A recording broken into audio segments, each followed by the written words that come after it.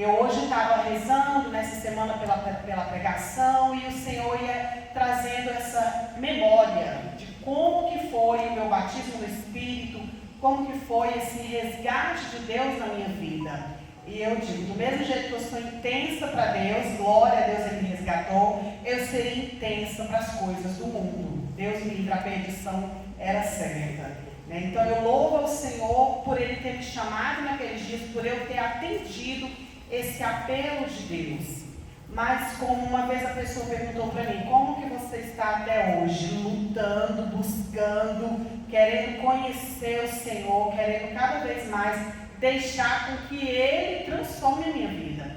Essa é a nossa maior decisão. Quando a gente passa a viver no Espírito, você vai sim ter os embates da carne, a sua vida não fica, você não vira um anjo, você continua sendo carnal, mas você começa a entender que o Espírito Santo é que governa a sua vida.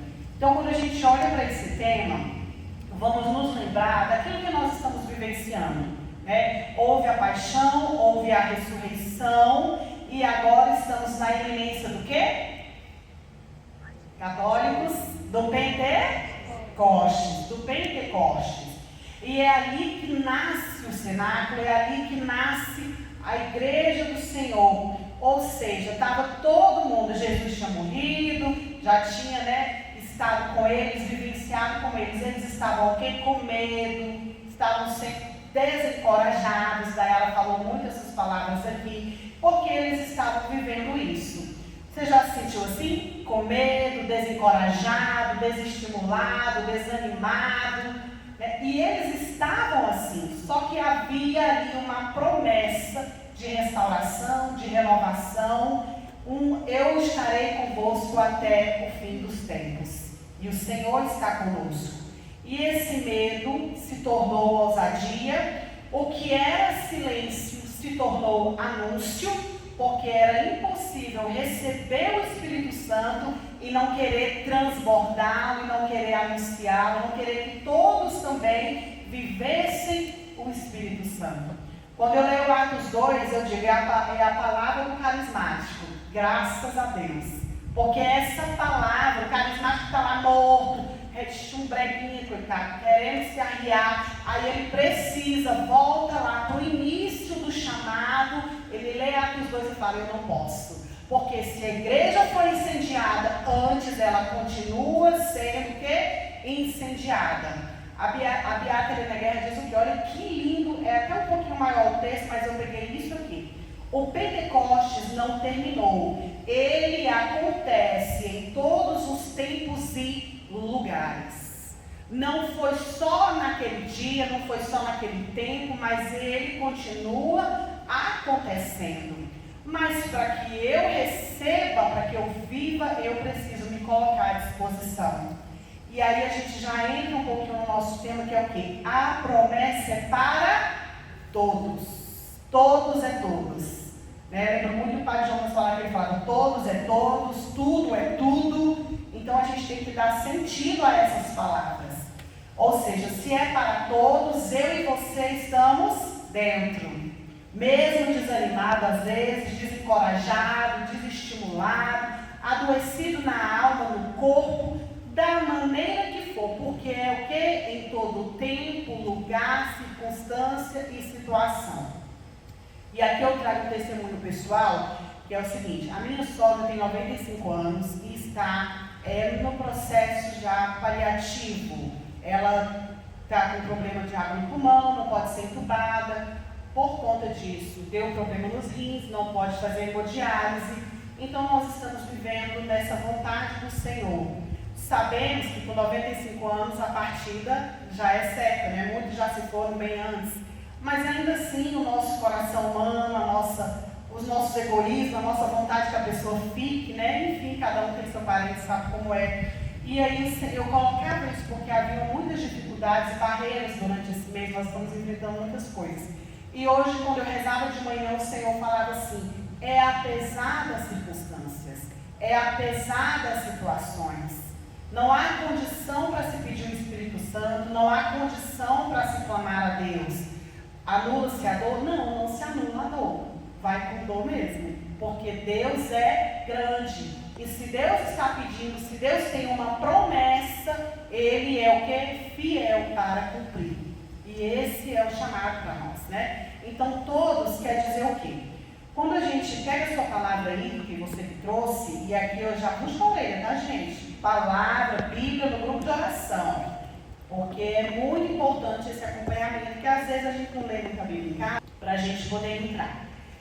Discurso de Pedro. Pedro, então, pondo-se de pé em companhia dos 11, com voz forte lhe disse: Homens da Judéia, e vós todos que habitais em Jerusalém, seja-vos isto conhecido e prestai atenção às minhas palavras. Estes homens não estão embriagados como vós pensais. Aqui tinha acabado de acontecer o cenáculo aonde tinham descido as línguas de fogo, e todo mundo achava que o pessoal estava embriagado, mas ali era o poder, a unção do Espírito Santo. Pedro está falando exatamente para esse público. Seja-vos conhecido e prestai atenção, estes homens não estão embriagados como vós pensais, vistos não ser ainda a hora terceira do dia. Mas cumpre-se o que foi dito pelo profeta Joel: acontecerá nos últimos dias, é Deus quem fala, que derramarei do meu Espírito sobre todo ser vivo. Profetizarão os vossos filhos e as vossas filhas. Os vossos jovens terão visões e os vossos anciãos sonharão. Sobre os meus servos e sobre as minhas servas derramarei naqueles dias do meu Espírito e profetizarão. Farei aparecer prodígios em cima no céu e milagres embaixo na terra, sangue, fogo e vapor de fumaça. O sol se converterá em trevas, a lua em sangue, antes que venha o grande e glorioso dia do Senhor. Então todos os que invocar o nome do Senhor será salvo. Palavra do Senhor. Graças a Deus. Só em ler essa palavra, quando você lê e medita, você adentra nessa palavra, você já tem um grande canal do Espírito Santo de Deus. É como se ele já entrasse em você. E eu convido você na sua casa a fazer esse exercício. Leia todo este livro de Atos 2, todo esse capítulo. Porque você já vai sentir essa presença, o poder da glória de Deus. Ele não está dizendo aqui, não vai acontecer, não, ele está dizendo, vai acontecer se for assim, um motivo, não, ele está dizendo, vai acontecer. Todo aquele, eu derramarei o meu Espírito sobre todo ser vivo. Então é uma promessa real, constante, diária na nossa vida. Não foi um discurso emocional, porque esse aqui é o discurso de Pedro. Não foi um discurso para um coach, não foi. Foi uma convocação. E aí já entra esse apelo do Senhor. Quando você vem ao grupo de oração, quando você está em qualquer lugar que o nome de Deus é proclamado, ali existe um apelo do Senhor. E ali também existe a declaração dessa profecia se cumprindo. Por quê? Porque você está no meio e o Senhor age no meio. Não foi um discurso, mas quando você coloca o seu coração disponível. Seu coração está disponível? Não responde não, pense para você. Seu coração está disponível. Porque não é, meus irmãos, apenas um momento. É constante, é diário. Vocês vão ouvir muita gente falar sobre isso. Porque hoje há um roubo da verdade de Cristo dentro de nós. É como se a gente tivesse que viver no Espírito só quando está na igreja. Não. É no ônibus, é em todos os lugares, em todos os momentos. Como diz a Beata. A promessa continua viva e nós podemos acessá-la. Aí a gente vai lá para o versículo 37, da mesma palavra, Atos 2, versículo 37. Ao ouvirem essas coisas, ou seja, eles estavam ouvindo o discurso de Pedro, então, ao ouvirem essas coisas, ficaram compungidos no íntimo do coração e indagaram de Pedro e dos demais apóstolos. O que devemos fazer, irmãos? Aquela palavra, o discurso de Pedro, entrou rasgando o coração. Foi o que eu disse para você. Aquela memória que ele faz de Joel, que o Espírito será derramado, já mexeu com o coração dele. E aqui eu faço uma pergunta para nós, que é uma grande reflexão. Quando você ouve a palavra de Deus, o que acontece dentro de você? Qual é o movimento que a palavra de Deus vai gerando dentro de você? Porque ela vem para mexer nas nossas entranhas. E quando ela realiza isso, ela muda a nossa mentalidade, ela muda o nosso comportamento, ela muda a nossa existência. Aquilo que está doendo vai continuar doendo, mas não vai doer mais do mesmo jeito. Aquelas situações que estão bloqueadas, atravancadas aí na sua vida, eu não sei nem qual a palavra certa, mas o Espírito de Deus é capaz de transformar toda a sua realidade. Então é assim. Arrependei-vos, lhe respondeu, né? Aqui a partir do 38. Pedro lhe respondeu: arrependei-vos e cada um de vós seja batizado em nome de Jesus Cristo, para a remissão dos vossos pecados, e recebereis o dom do Espírito Santo.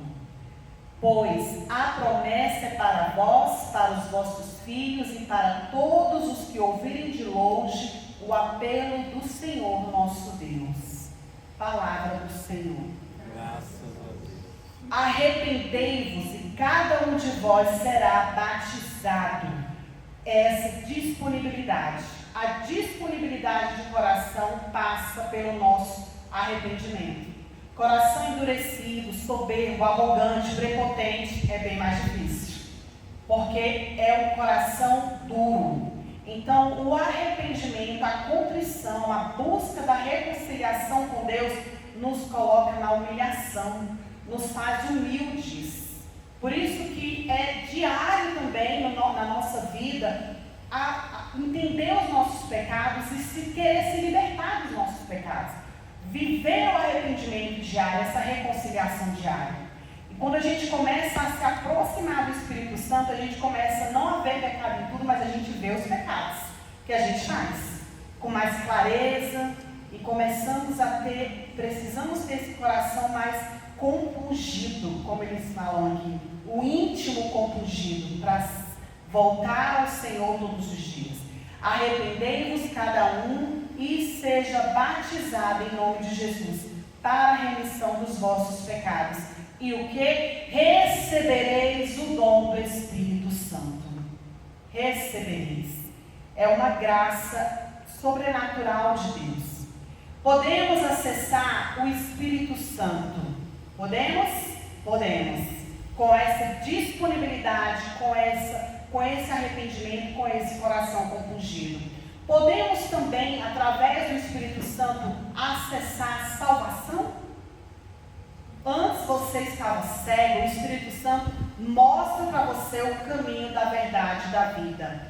A transformação de vida, podemos? Podemos também. Uma vida vazia, uma vida sofrida, uma vida sem Deus.